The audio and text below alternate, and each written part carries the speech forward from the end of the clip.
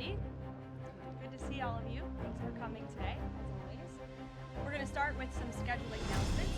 This evening, President Trump will deliver remarks at Union Station for a political dinner. Tomorrow morning, the president will host the second cabinet meeting of the year and the 11th cabinet meeting of the second term. And later tomorrow afternoon, the president will host a Greek Independence Day celebration in the East Room.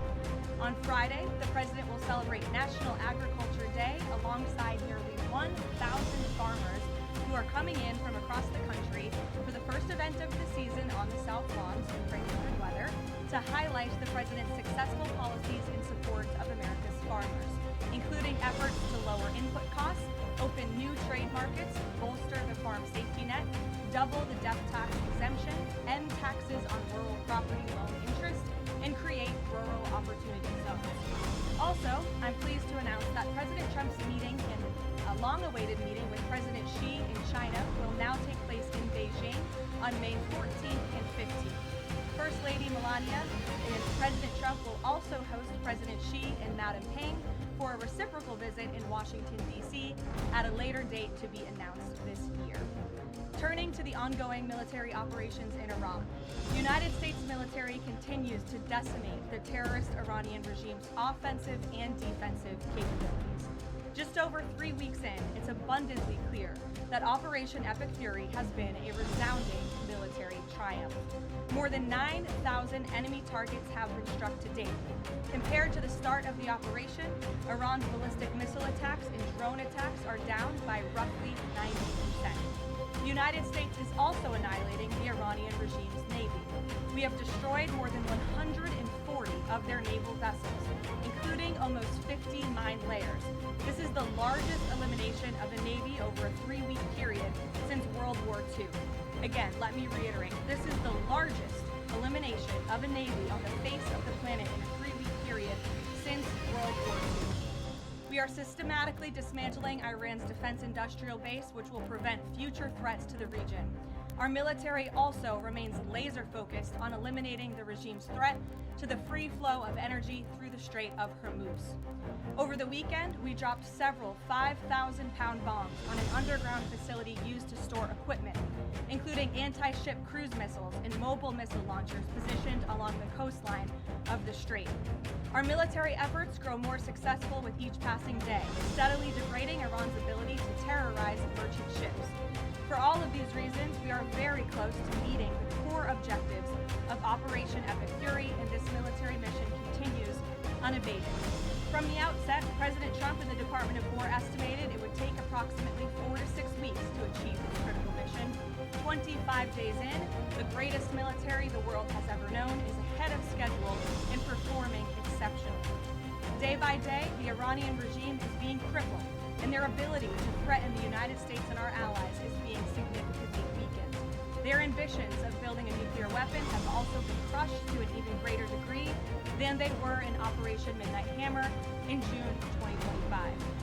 That's why you're beginning to see the regime look for an exit ramp. They recognize they are being crushed, their ability to attack American and allied forces, as well as their ability to defend their own territory is dwindling literally hour by hour.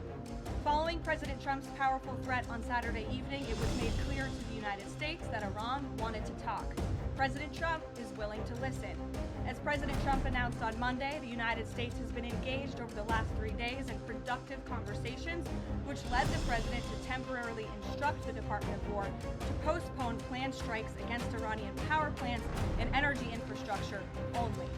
The remaining elements of the Iranian regime have another opportunity to cooperate with President Trump, permanently abandon their nuclear ambitions, and cease actively threatening America and our allies. But the president's preference is always peace. There does not need to be any more death and destruction. But if Iran fails to accept the reality of the current moment, if they fail to understand that they have been defeated militarily and will continue to be, President Trump will ensure they are hit harder than they have ever been hit before. President Trump does not bluff, and he is prepared to unleash hell. Iran should not miscalculate again. Their last miscalculation cost them their senior leadership, their Navy, their Air Force, and their air defense system. Any violence beyond this point will be because the Iranian regime refused to understand they have already been defeated and refused to come to a deal. Here at home, we are now on day 40 of the Democrats' shutdown of the Department of Homeland Security. Democrats in Congress are forcing American travelers to wait in hours-long lines at airports across the country, robbing TSA officers and other federal workers of their hard-earned paychecks that they use to feed their families, and causing billions of dollars in damage to our economy.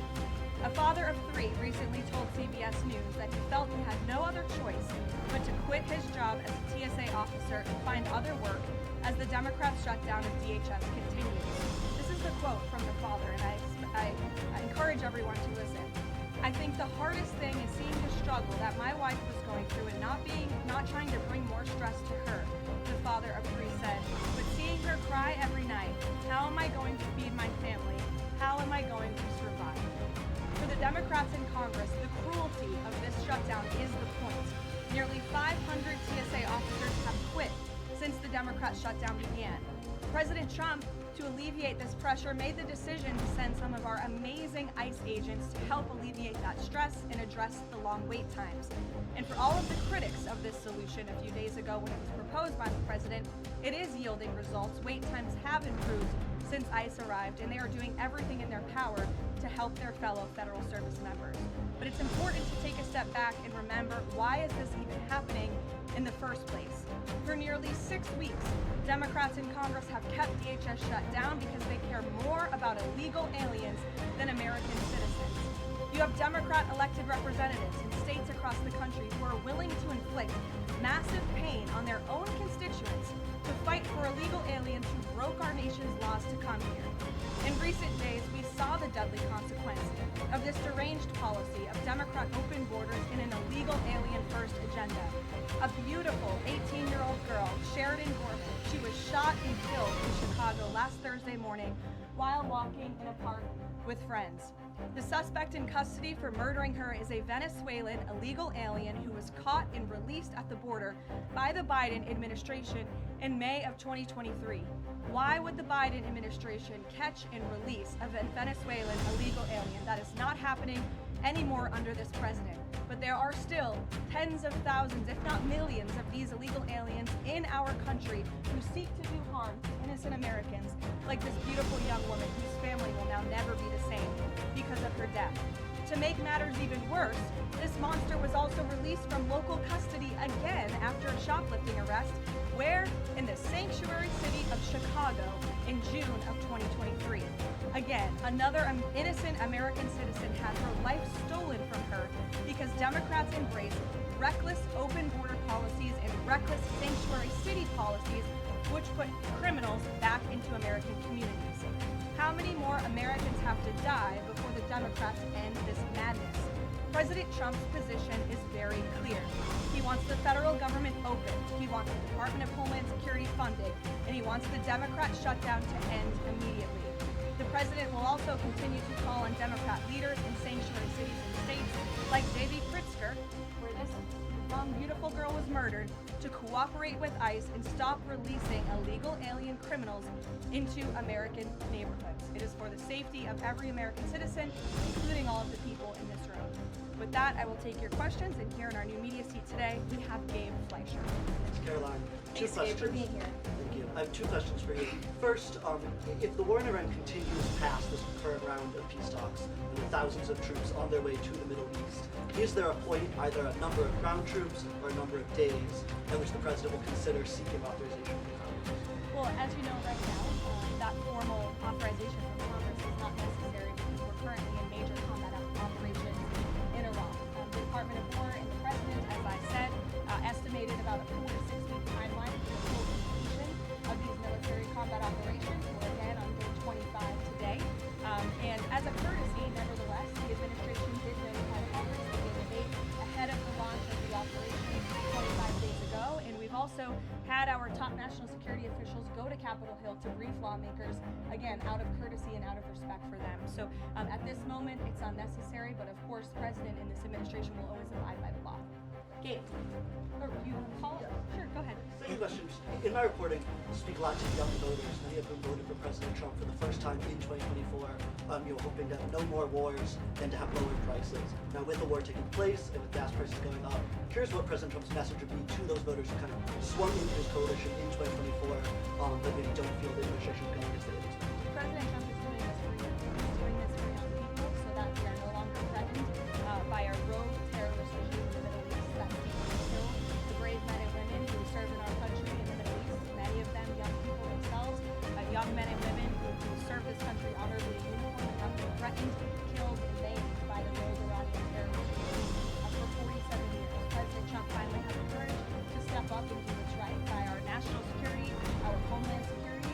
As for the temporary short-term fluctuation in gas prices, the president has said once these combat operations are over, this administration is going to continue to unleash American energy dominance. We're continuing to do that every day, and we're going to see prices at the pump go back down, just as we have over the past year because of this president.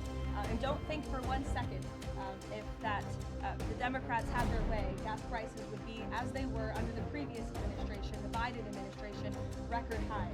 This president is keeping them as low as he can during this short-term combat operation, and they're going to go right back down. Gabe. Thank you, Caroline. Just within the past few hours, Iranian state TV has said that Iran has rejected the U.S.'s 15-point plan to end the war. What's the White House's response to that, and have these talks hit a dead end? They have not. Talks continue. They are productive, as the president said on Monday, and will continue to be. However, I saw a 15-point plan that was floating in the media. I would caution reporters in this room from reporting about speculative points or speculative plans from anonymous sources. The White House never confirmed that full plan. There are elements of truth to it, but some of the stories I read were not entirely factual. So I am not going to negotiate on behalf of the president here at the podium. What I will tell you is these talks are ongoing. We're not going to get into the nitty-gritty details that have been exchanged between the United States and Iran at this time. Yesterday, the president mentioned a very big present that the Iranians had given the U.S. He wouldn't go into detail, but was it that ship that was carrying 2 million barrels of oil that made it to the state of Hormuz? I'll let the president speak on that at the appropriate time. Caroline, today, Iraq's government reportedly is planning to lodge a protest with the U.S. According to the Wall Street Journal. There was an attack in Iraq that hit a military clinic, killing 7 soldiers reportedly. What's the U.S.'s response to that? Was the U.S. responsible for that attack? I'll have to check in with the Pentagon on that. Speaker Johnson today described the conflict as wrapping up, but the 82nd Airborne Division, they're typically deployed at the beginning of conflicts. So does the White House consider this conflict as wrapping up, or is it changing shape? As I said at the beginning of my remarks, we are meeting our goals of Operation Security expeditiously. The president likes to refer to options at his disposal. It's the Pentagon's job to provide those options to the commander-in-chief. For any specific function deployments, though, I would point you to. And today, Philadelphia District Attorney Larry Krasner reiterated threats to potentially arrest ICE agents that were sent in to assist with these historically long PSA lines. He said, quote, "The president cannot pardon you." Is the president seeing Krasner's comments and any response? The president cannot pardon you for what? He's talking to ICE agents who are handing out water bottles and are helping people move through lines at airports. It's a disgraceful comment. The men and women of ICE are great people. I would encourage this lawmaker, whose name I don't know and don't care to know, to actually sit down and speak with ICE agents who are on the ground doing this important work, not just in our nation's airports, but again, to remove violent, dangerous, illegal alien criminals from our country, to protect this individual and all of us in this room, and Americans across the country, from murderers, pedophiles, and rapists who have been allowed into our country by Democrat policies. Mario, good to see you. Just given that the president postponed his original trip to China because of the war, should we infer that the war will be wound down by the time of that May 15th, 14th visit? Again, as I've said, we've always estimated approximately 4 to 6 weeks, so you can do the math on that, Mario, but we do look forward, I know the president looks forward to going to China on May 14th and 15th, and of course, as always, we'll provide additional logistical details to all of you in the media for that trip, who I know look forward to coming with us as well. Follow up. Was that a precondition? Did the two leaders speak about the inclusion of the war? Was that a precondition for them to have this rescheduled meeting? No, there was a discussion about the rescheduling of the meeting between the president and President Xi. President Xi understood, but it's very important for the president to be here throughout these combat operations right now. He understood, obviously, the request to postpone and accepted it, which is why we have new dates on the books, and I'm happy to announce those to you today. Jennifer. On the negotiations with Iran, are there still face-to-face talks planned, perhaps in Pakistan? And who do you think will come and go? Again, I've seen a lot of speculation and reporting about potential talks that could happen later this week. Nothing should be deemed official until it's announced formally by the White House. I would not get ahead of our skis on reporting about any talks this week between here and President. That all of the allies will go along with whatever the U.S. does with these Iranians? Are you expecting that Israel and all the other allies will follow whatever agreement is made? I think the president has shown that he is absolutely the leader of the free world, the head of the most powerful military in the world, and in various examples of the 12-day war between Iran and Israel, the ceasefire between Israel and Gaza, the president has shown a very unique skill at getting our allies to get on board with what's in the best interest of the United States, but also the world in cases of foreign policy like this. Ed. Thanks, Joe. So, is there a time frame to when the first oil tanker can go through the Strait of Hormuz freely? It's a very good question, Ed. I don't have a specific timeline for you today, but it's obviously something the administration is working towards as quickly as we can. And with respect to oil, as you know, the administration has taken a number of actions to stabilize the markets. We directed the U.S. DFC to offer reasonably priced political risk insurance for tankers through the strait. We issued that temporary waiver to allow countries to purchase sanctioned Russian oil to alleviate global pressures. We're working with the IEA to coordinate the release of another 400 million barrels. We issued that 60-day Jones Day Act waiver.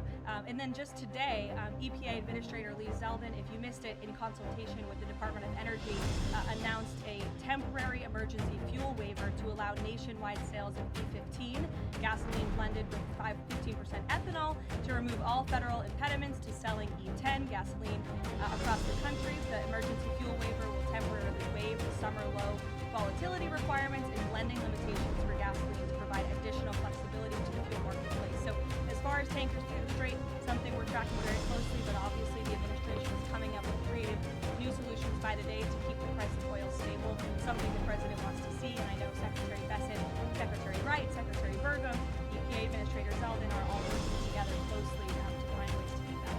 Here's that 5-day timeline for pause in operation. Would a tanker going through the Strait of Hormuz be one of the conditions that he would extend that? Definitely something the president of the United States can answer. I won't get ahead of him.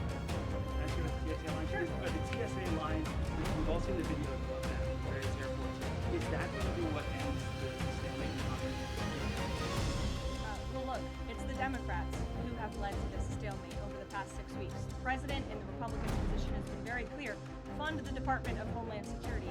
And we've attempted in good faith numerous times, both the president himself and lawmakers on the Republican side on Capitol Hill, to go to the Democrats with reasonable offers, with real solutions. They'll ask for something, we'll give them that concession, and then they say, oh wait, that's not enough, actually. So I think that's why I said earlier, the cruelty is the point. They want this chaos. They want to distract, I think, from the success of our military overseas right now, totally obliterating the Iranian regime. And it's very unfortunate because there's only the only people that are suffering from this are the American people. And I hear that Democrats might be flying out of town tomorrow. How convenient and lovely of them that they get to go to the airport and that they'll get to go home to their families when you have families, TSA workers who are suffering. You have people across the country who are missing flights for funerals and for work commitments because of Democrat politicians on Capitol Hill. Mary, thanks. We're glad to see you have a seat now. I do. Thank you.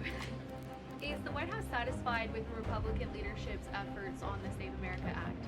I think the president has made it very clear he wants everyone on Capitol Hill to move as quickly as possible to get the Save America Act passed, and he wants to see that legislation on his desk as soon as Republicans and Democrats can move to pass it.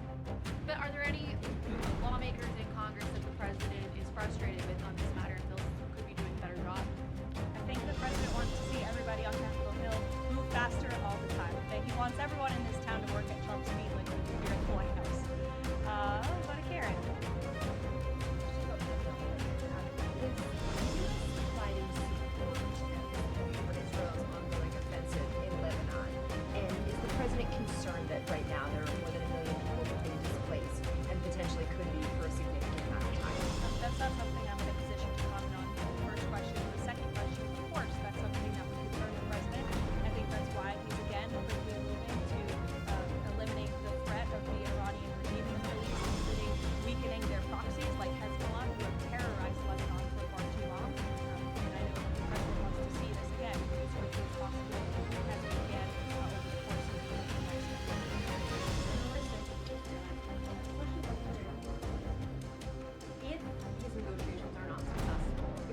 option to reopen the strait, boots on the ground, given that all of our allies have essentially said that they are unable or unwilling to help?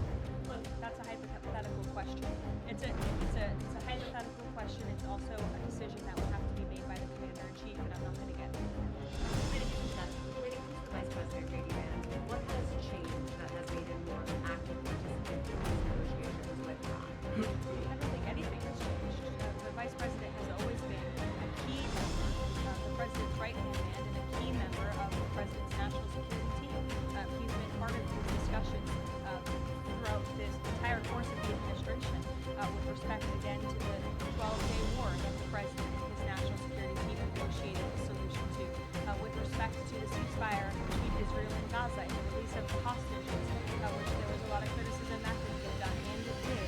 The vice president has been by the president's side every step of the way, and any reporting otherwise is just completely false. I see him in the room. Again, the president seeks his counsel on all matters, both foreign and domestic.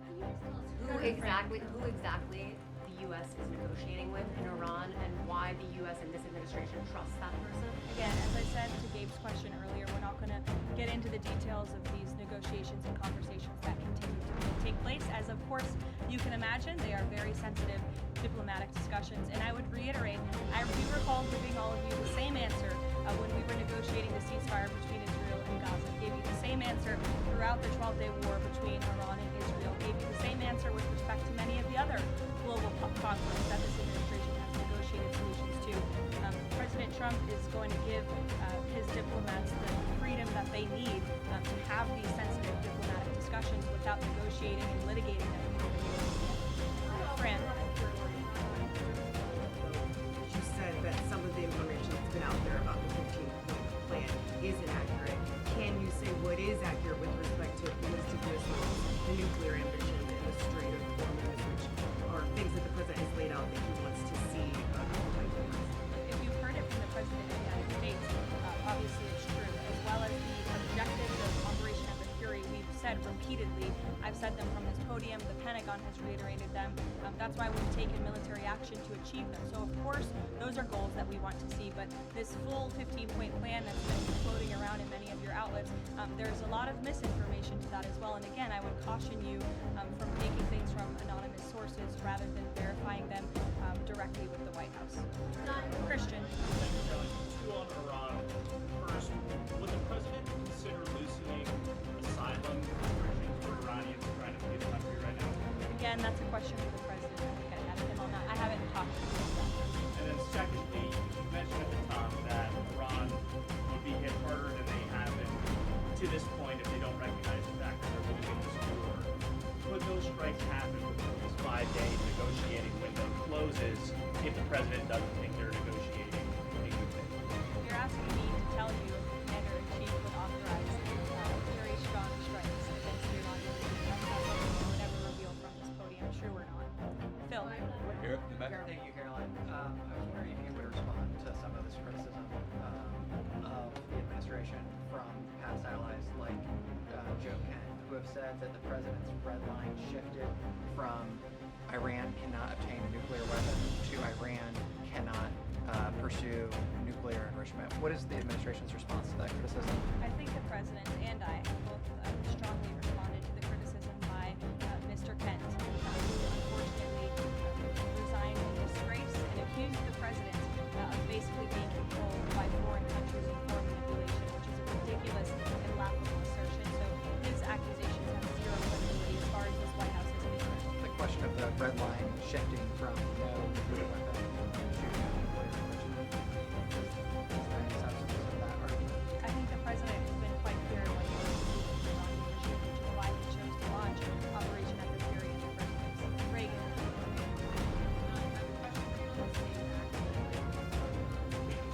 Shutdown. Sure. First, Senator The Mike Save Lee- America Act. Save America Act. The president corrected me yesterday. That was my fault. Senator Mike Lee said it's essentially impossible to pass the Save America Act through reconciliation. What's your reaction to that? Is the president worried that that strategy might fail? I think he's willing to try all strategies. I spoke with him about this yesterday, and he said if we can make it work through reconciliation, let's absolutely do that. These, again, are common sense policies that are backed by the vast majority of voters across this country. only people in this country who don't support them are politicians on Capitol Hill, and you all should ask them why they don't want voter ID, why they don't want proof of citizenship to vote in our nation's elections. Again, these are common sense proposals that are wildly popular, and the president is willing to use any means necessary to get this legislation passed and onto his desk. And then on the DHS shutdown, do you expect deportations to decrease while ICE is in the airports? And what are the trade-offs of having ICE in the airports right now? Well, to address this obviously short-term problem and the chaos that has been sown by these Democrats on Capitol Hill, to address the lines and to get Americans traveling and get them to where they need to be. So the president, I think this is a creative solution, again, that was criticized, but we have seen wait times decrease, not as much as we'd like. Hopefully they will continue to, but at major airports over the course of the last few days as ICE has been facilitating with travelers in these airports. Sure, Caroline. Thank you, Caroline. On March 6th, the president said in an interview with Reuters that the U.S. should have a role in choosing Iran's next leadership. Now that we're almost 4 weeks into the operation, is that still the president's assessment of where? As I've said repeatedly, I think the president obviously believes the United States wants to have someone in leadership position in the Iranian regime that will be much more favorable, that will be willing to work with the United States, that will no longer chant death to America. These would obviously be good, common sense things for the United States and for our allies. I think that the president mentioned the pointers that we have. The president yesterday said that he had achieved regime change in Iran. The regime has changed in terms of. I mean, has it not? The leadership. Their entire leadership has been killed, and nobody has really seen or legitimately heard from this alleged leader. So, what did you say? There's been a change in the regime? There's been a change in leadership. I mean, do you There's been feel a change as in though? the regime leadership, which is what the president said. So, thank you for confirming he's right.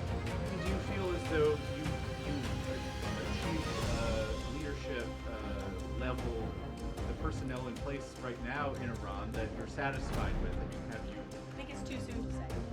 The highly enriched uranium in Iran right now. Is your expectation? I mean, the stated desire of the president has been to prevent nuclear weapons.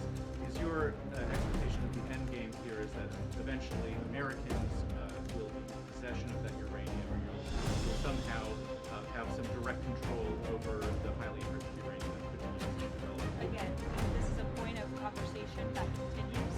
I think you know the means in which the United States would have to take in order to achieve that goal, and that's a decision for the president to make. Brian, good to see you, Brian. Good to see you as well. Why don't you all have a comment on a letter that was sent from Congressman Raskin to the DOJ alleging that the DOJ recklessly released damning information in regards to the legislation? Yes, I saw that letter from Congressman Raskin this morning, who I would add has zero credibility, and this letter was clearly a cheap political stunt. What the congressman did here, Brian, and for everyone in the room who's hopefully not reporting on this as fact, is that he took untrue and salacious claims in a memo that was produced by Jack Smith, who has been completely discredited for his lawfare and his witch hunts against this president, and that information was unverified. It never even made it into the indictment because it was so unverified. And what happens to that indictment anyway? It was thrown out.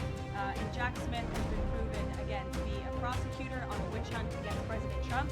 He tried to throw him in jail ahead of the 2024 election. The Biden Department of Justice was fully on board with this lawfare campaign. And in fact, this story that was concocted by Congressman Raskin was so ridiculous. I understand his communications team reached out to some outlets in this room who responsibly said, we're not going to write this because this is just too much. However, of course, MS Now did write that story this morning because they continue to be left-wing propaganda for the Democrat Party. But I think Jack Smith has been proven to be a liar and a fraud, and this is, again, a cheap political